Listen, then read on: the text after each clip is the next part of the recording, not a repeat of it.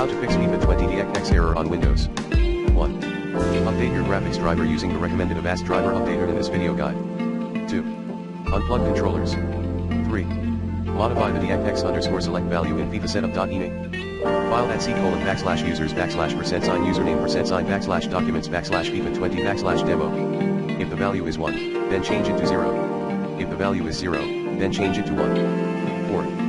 Update DirectX. 5.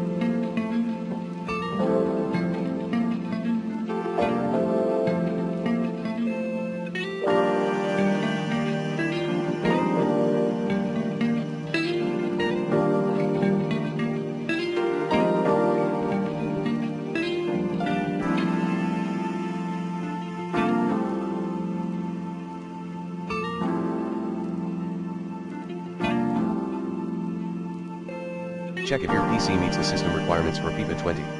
Upgrade your hardware if needed.